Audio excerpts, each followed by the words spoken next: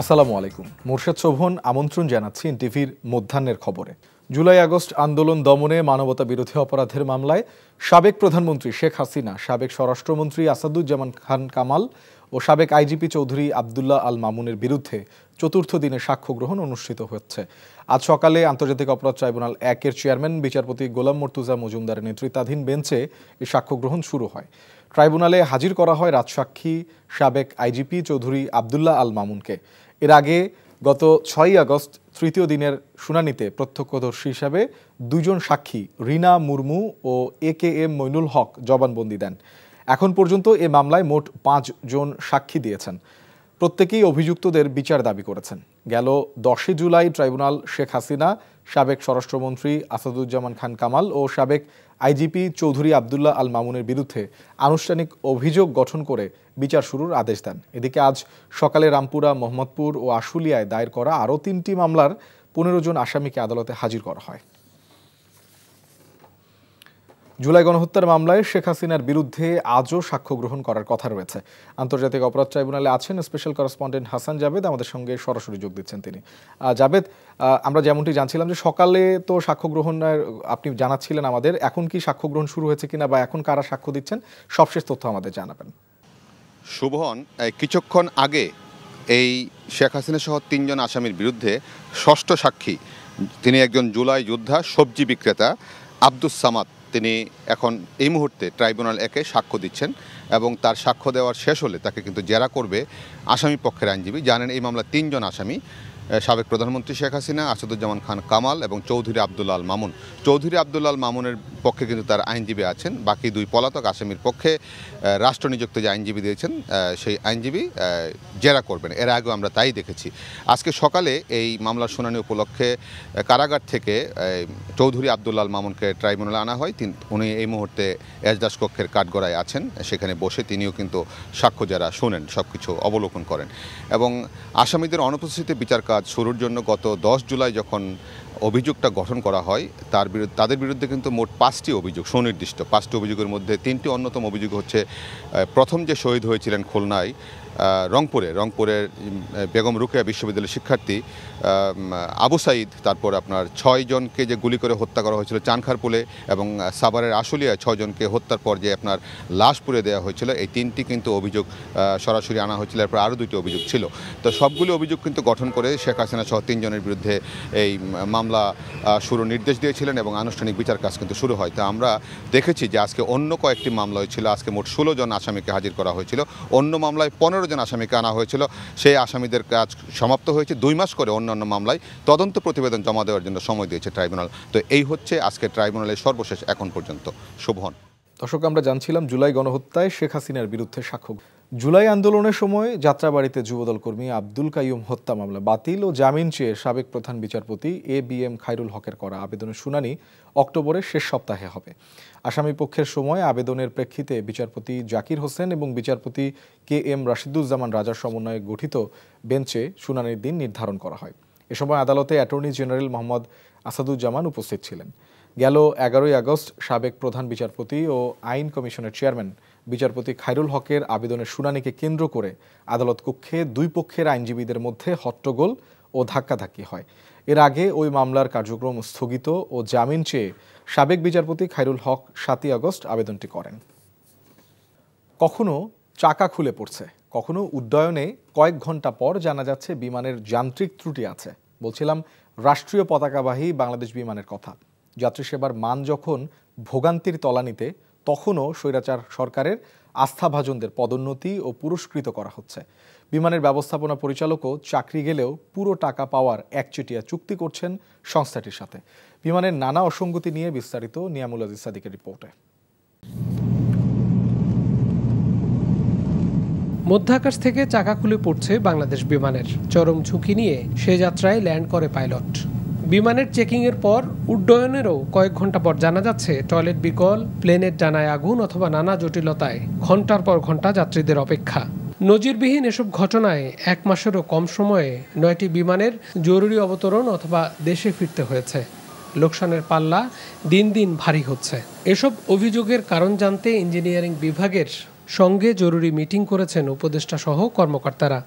25টি Boeing কেনার ঘোষণার পরই এমন বারবার ইঞ্জিনিয়ারিংয়ের ব্যর্থতা নতুন আলোচনার জন্ম দিচ্ছে। এরই মধ্যে থেমে নেই নিয়ম ভেঙে পদোন্নতি। বিমানের অন্যতম শীর্ষ পদে কার্গো পরিদপ্তরের পরিচালক হয়েছেন শাকিল মিরাজ। 5 আগস্ট 2024-এ পরিবর্তিত পরিস্থিতিতে মহাব্যবস্থাপক কার্গোর সঙ্গে অতিরিক্ত দায়িত্ব হিসেবে কর্পোরেট প্ল্যানিংয়ের দায়িত্ব দেওয়া হয় তাকে। 25 আগস্ট দায়িত্ব গ্রহণের কথা থাকলেও 10 দিন আগেই শাকিল মিরাজ ফ্লাইট অপারেশন সিদ্দিকির রুমে অবৈধভাবে প্রবেশ করেন, যার কারণে চাকরিবিধি অনুযায়ী সামরিক বরখাস্ত করা হয়। এর মধ্যে আমাকে বলা হয়েছিল যে joining accepted, but charge hand over take over 10 দিন পরে। আমি 10 দিন পরে আসছি, তো উনি বলছে যে তুমি 10 দিন পরে তুমি কেন জয়েন করলে না? আমি তো 10 দিন পরে জয়েন করবো, 10 দিন আগে তো তখন তো অফিসে এমডি নিজেই ওএসডি হয়ে গেছে। বিমানের কর্মচারী রেগুলেশন অনুযায়ী শাকিল মিরাজের বিরুদ্ধে অফিস আদেশ লঙ্ঘন, শৃঙ্খলা ভঙ্গের অভিযোগ আনা হয়। নিয়ম অনুসারে বহিষ্কৃত হওয়ার পর শাস্তি না পেয়ে শুধুমাত্র সতর্ক করেই কয়েক মাসের মাথায় তাকে পুরস্কৃত করা হয়। 2023 সালের মার্চে সরকারের এই আস্থাভাজন বঙ্গবন্ধু হাফ ম্যারাথনের আয়োজন করেন।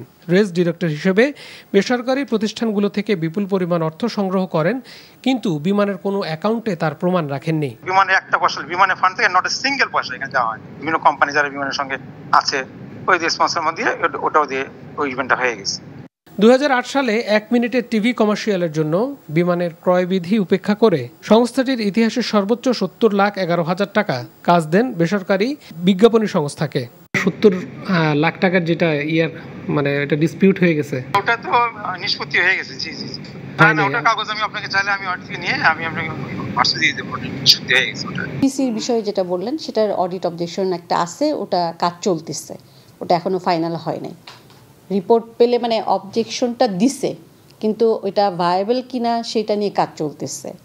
মানে রিপোর্ট হয়ে যাওয়ার পরে বোঝা যাবে যে অব্যাহতি পেল নাকি অবজেকশনটা প্রিভেল করবে। স্বৈরাচার সরকারের আরেক আস্থাভাজন বশরা ইসলাম প্রশাসনের গুরুত্বপূর্ণ স্থানে মহাব্যবস্থাপক হিসেবে বদলি হয়েছেন।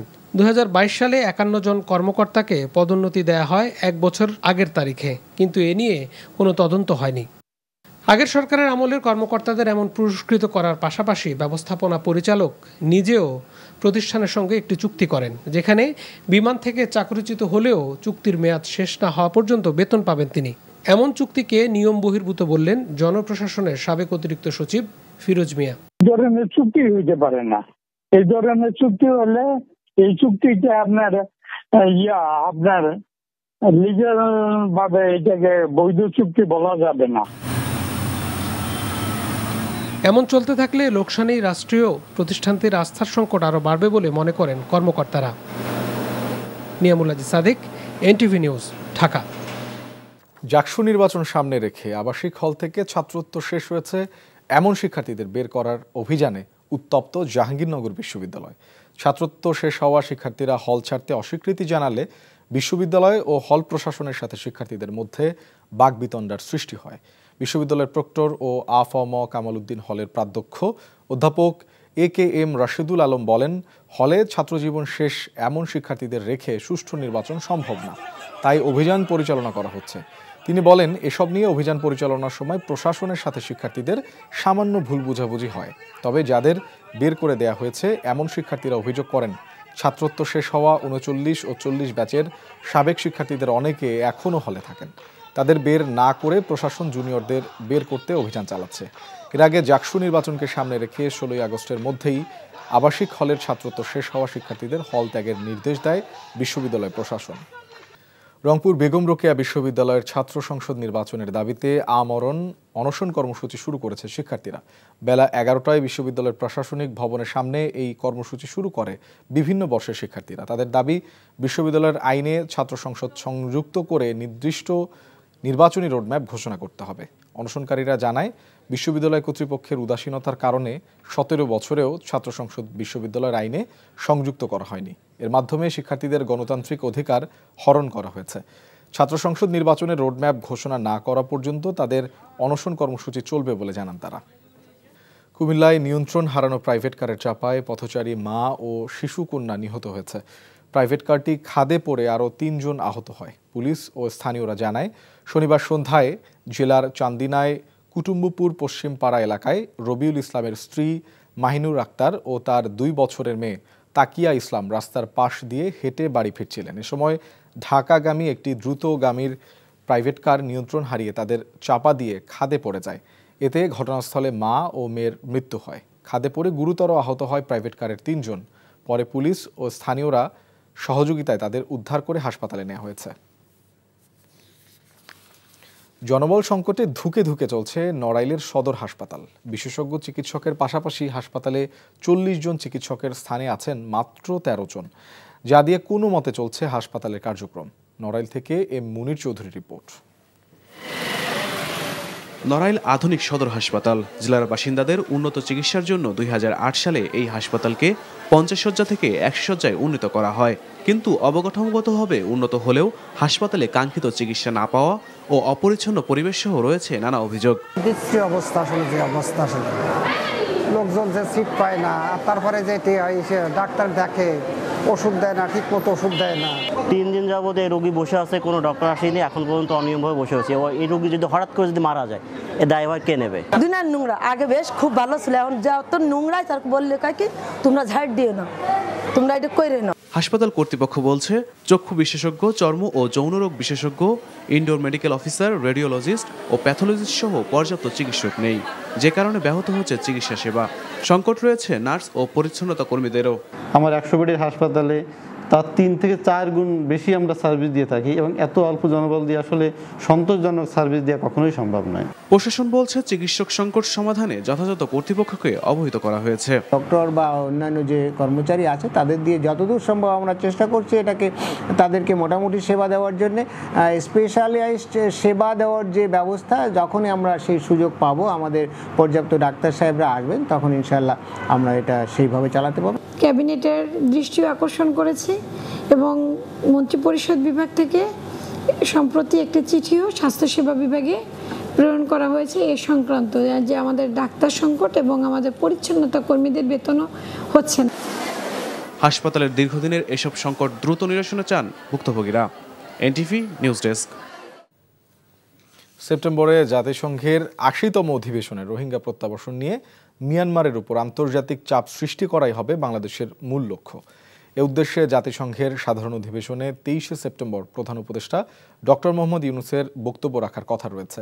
আর 30শে সেপ্টেম্বর রোহিঙ্গা কনফারেন্সে বিশ্ব নেতাদের সভায় বক্তব্য রাখবেন doctor Mohammad Yunus. New York থেকে বিস্তারিত জানাচ্ছেন আমাদের যুক্তরাষ্ট্র ব্যুরো প্রধান ফরিদ আলম।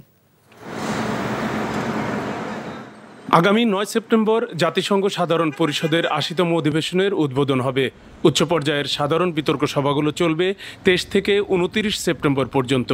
এবারের অধিবেশনে বাংলাদেশের পক্ষে সবচেয়ে বেশি গুরুত্ব পাবে রোহিঙ্গা ইস্যু। এ বিষয়ে জাতিসংঘে নিযুক্ত বাংলাদেশের রাষ্ট্রদূত ও স্থায়ী প্রতিনিধি সালাউদ্দিন নোমান চৌধুরী এনটিভিকে জানান, এবারের অধিবেশনে প্রধান উপদেষ্টা ডক্টর মোহাম্মদ ইউনূস অনেকগুলো সভায় অংশ নেবেন। বাংলাদেশের অনেক কমিটমেন্ট আছে, বাংলাদেশ তো বিভিন্ন বিষয়ে কমিটেড, সেই বিষয়গুলোই উনি তুলে ধরবেন মানে বিশ্বসভায়। স্পেসিফিক্যালি উইমেন রিলেটেড একটা আছে, ইউথ রিলেটেড আছে, এরপর আছে SDG, climate change, elimination of nuclear weapons এবং রোহিঙ্গা বিষয়ক একটা কনফারেন্স আছে। তো এগুলোর মধ্যে কয়েকটাতে উনি অংশগ্রহণ করবেন। এখনও পর্যন্ত আমরা যতটুক জানতে পেরেছি যে ইউথ রিলেটেড যে হাই লেভেল ইভেন্ট, ওইটাতে উনি অংশগ্রহণ করবেন এবং 30 তারিখে যে রোহিঙ্গা কনফারেন্স আছে সেটাতেও অংশগ্রহণ করার সম্ভাবনা আছে। অধিবেশনে রোহিঙ্গা সমস্যা সমাধানে আন্তর্জাতিক সমর্থন ও প্রত্যাবাসনের সময়সীমা বেঁধে দেওয়ার চেষ্টা চালাবেন বলেও জানান সালাউদ্দিন চৌধুরী। দেশের মানে রোহিঙ্গা ইস্যুতে আপনার এটা তো একটা আন্তর্জাতিক সমস্যায় পরিণত হয়েছে। এই ব্যাপারে আমরা যুক্তরাষ্ট্র এবং চায়না, ভারত এবং ইসলামিক রাষ্ট্রগুলোর সাথে আমরা এঙ্গেজড আছি। ফলে প্রত্যাবাসনের বিষয়ে আমরা একটা প্ল্যান চাই। আমরা তো দ্বিপাক্ষিকভাবে মায়ানমারের সাথে সমস্যাটার সমাধান করার চেষ্টা করেছি, কিন্তু সেই সমস্যা তো সমাধান হয় নাই। তো আমরা এখন চাচ্ছি যে আন্তর্জাতিক সম্প্রদায় বসে তারা একটা আহ্বান জানাক মায়ানমারকে এবং রিজিয়নালি যারা অন্যান্য প্লেয়ার আছে তাদেরকে, ফলে একটা রিপ্যাট্রিয়েশন প্ল্যান হোক, একটা টাইম বাউন্ড রিপ্যাট্রিয়েশন প্ল্যান হোক, এটাই আমরা চাচ্ছি। এদিকে ডক্টর ইউনূসের আসন্ন যুক্তরাষ্ট্র সফর নিয়ে প্রবাসী বাংলাদেশিদের মধ্যে বহুমাত্রিক প্রত্যাশা দেখা গেছে। অধিবেশনে যোগ দিতে আগামী 22 সেপ্টেম্বর তার নিউ ইয়র্কে আসার সম্ভাবনা রয়েছে। 30 তারিখ পর্যন্ত তিনি যুক্তরাষ্ট্রে অবস্থান করতে পারেন। Farid Alam, NTV news, new York, যুক্তরাষ্ট্র। এই ছিল মধ্যাহ্নের খবরে। এই খবরের ভিডিও সহ আপডেট জানতে ভিজিট করুন এনটিভি অনলাইন www.ntvbd.com। এছাড়াও এনটিভির জনপ্রিয় সব অনুষ্ঠান ও খবরের আপডেট জানতে ভিজিট করুন আমাদের ইউটিউব ও ভেরিফাইড ফেসবুক পেজ। দুইটায় দুপুরের খবর দেখার আমন্ত্রণ রইল। ধন্যবাদ সবাইকে।